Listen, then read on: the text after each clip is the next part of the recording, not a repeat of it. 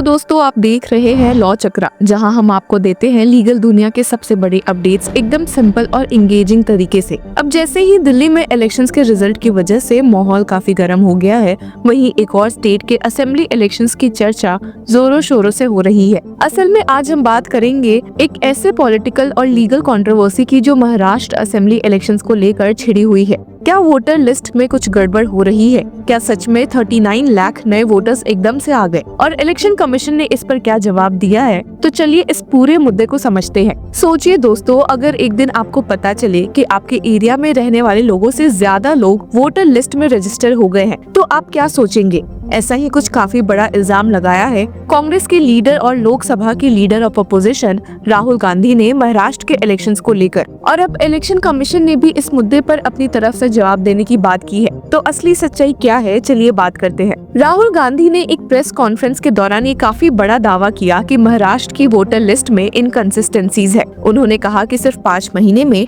यानी 2024 लोकसभा इलेक्शंस के बाद और विधानसभा इलेक्शन से पहले 39 लाख नए वोटर्स ऐड हो गए। ये संख्या उतनी है जितनी पिछले 5 सालों में भी नहीं बढ़ी थी। उनका सवाल ये है कि ये नए वोटर्स आखिर कौन है? क्या ये एक पॉलिटिकल स्ट्रैटेजी है या फिर वोटर लिस्ट को लेकर कोई और इनकंसिस्टेंसी है? राहुल गांधी का कहना है कि महाराष्ट्र की टोटल अडल्ट पॉपुलेशन 9.54 करोड़ है, लेकिन इलेक्शन कमीशन के मुताबिक रजिस्टर्ड वोटर्स इससे भी ज्यादा है। मतलब जो लोग फिजिकली एग्जिस्ट ही नहीं करते, क्या उनके भी वोट्स काउंट हो रहे हैं? ये एक ऐसा सवाल है जो सिर्फ महाराष्ट्र तक सीमित नहीं है, बल्कि पूरे देश के इलेक्शंस और डेमोक्रेसी पर सवाल उठाता है। उनका ये भी कहना है कि कांग्रेस और उनके अलायंस पार्टीज का वोट शेयर वैसे का वैसा ही रहा, लेकिन बीजेपी के वोट्स बढ़ने लगे। और नया ट्रेंड ये है कि नए वोटर्स बीजेपी के फेवर में जा रहे हैं। ये काफी शॉकिंग एलिगेशंस है जो इलेक्शन प्रोसेस की क्रेडिबिलिटी पर सवाल उठाता है। अब इलेक्शन कमीशन ने इस पूरी कंट्रोवर्सी को लेकर एक स्टेटमेंट दिया है। उनका कहना है कि इलेक्शन कमीशन हर पॉलिटिकल पार्टी को एक स्टेक होल्डर की तरह देखता है,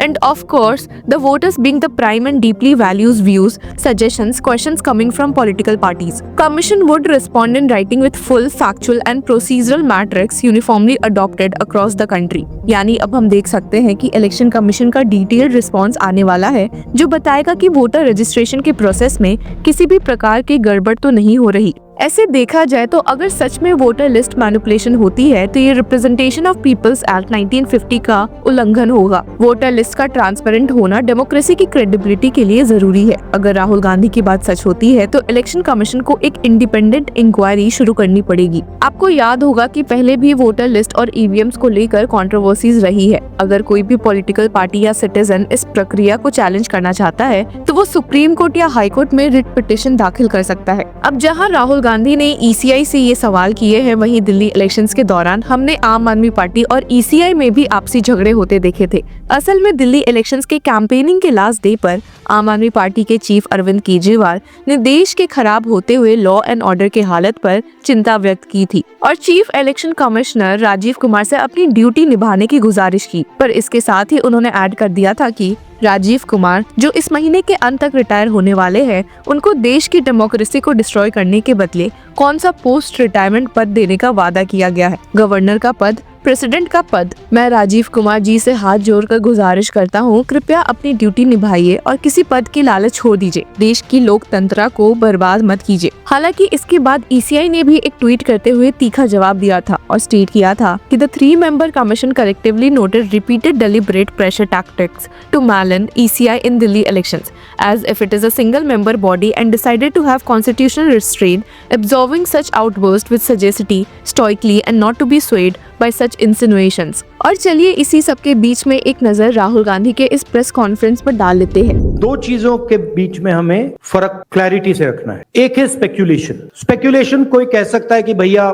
मशीन में कोई प्रॉब्लम है, कोई दूसरी बातें कह सकती है, और दूसरा है फैक्ट। मैंने यहाँ स्पेक्यूलेशन नहीं रखा है, मैंने यहाँ फैक्ट रखा है। फैक्ट नंबर 1, हिमाचल जितने वोटर्स ऐड हुए हैं, कंस्टिट्यूएंसीज में जहां ऐड हुए हैं वहां हमारा वोट एक है, बीजेपी का वोट बड़ा है। ऐड बीजेपी के कंस्टिट्यूएंसीज में बीजेपी को जहां बीजेपी जीती है वहां ऐड हुए हैं। और फाइनल फैक्ट, महाराष्ट्र से पॉपुलेशन से ज्यादा इलेक्शन कमीशन कह रहा है voters. These are not speculation, these are facts and this is not our data, this is election commission data, these are election commission numbers. अब हम कह रहे हैं कि अनोमली तो फैक्चुअल अनोमली है, और अगर आप चाहेंगे मैं आपको लिस्ट दे दूंगा और कंस्टिट्यूएंसीज जहां ये हो रहा है, जहां क्लियरली वोट ऐड हुए, हमारे अलायंस की वही वोट है, एडिशनल वोट से बीजेपी जीत रही है। 90+% strike rate. What is the exact strike rate? 90% strike rate. Okay, these are fact. Now election commission is the final authority.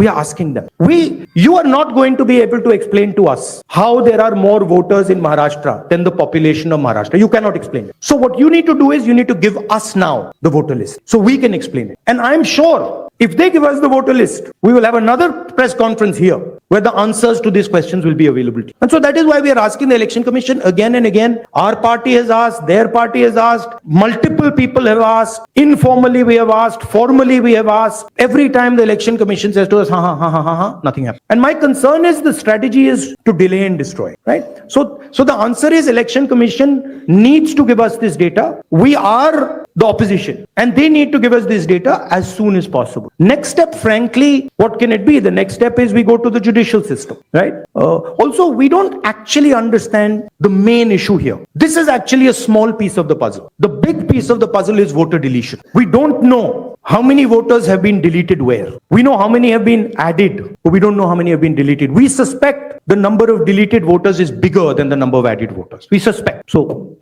PTI, Mike, Mike. So you are saying that despite raising this with the EC time and again, they are not responding. So do you think that also another way would be to go to the people and, start a people's movement, or also could you approach the president about this?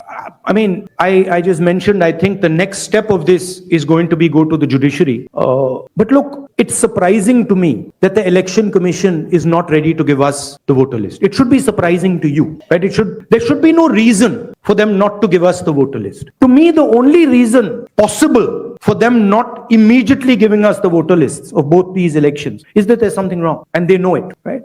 Sanjay Mishra. Rahul ji, आपने और संजय जी ने कहा कि voter list election commission दे नहीं रहा है और जिस तरह का उनका रवैया है शायद आपको मिले भी नहीं। क्या आप लोगों के पास जो लोकसभा चुनाव के दौरान वोटर लिस्ट मिली थी पार्टियों को और विधानसभा चुनाव के दौरान जो पार्टियों को लिस्ट मिली थी, उस लिस्ट के आधार पर कहीं कोई कंक्लूजन पर हमें सेंट्रलाइज्ड लिस्ट नहीं मिलती है, हमें बिल्कुल डिसेंट्रलाइज्ड लिस्ट मिलती है। तो हमें सेंट्रलाइज्ड एक लिस्ट चाहिए और हमें फाइनल लिस्ट चाहिए जिस लिस्ट पे वोटिंग हुई है लोकसभा और विधानसभा की। बड़ा सिंपल सा है, 15 सेकंड में भी ये इलेक्शन कमीशन हमें ये दे सकती है, बट नहीं दे रही। तो दोस्तों, ये सारे मुद्दे सिर्फ एक पॉलिटिकल डिबेट नहीं है, बल्कि एक सीरियस लीगल और डेमोक्रेटिक इशू भी है। क्या वोटर रजिस्ट्रेशन का प्रोसेस सच में ट्रांसपेरेंट है? क्या राहुल गांधी के एलिगेशन सही साबित होंगे या इलेक्शन कमीशन इस सब एक्यूजेशन को गलत साबित करेगा? ये देखना अब काफी इंटरेस्टिंग होगा। तो आपको क्या लगता है, क्या वोटर लिस्ट मैनिपुलेशन एक रियल इशू है या ये सिर्फ एक पॉलिटिकल टैक्टिक है? नीचे कमेंट में अपना ओपिनियन जरूर शेयर करें। Until then, keep following law चक्रा।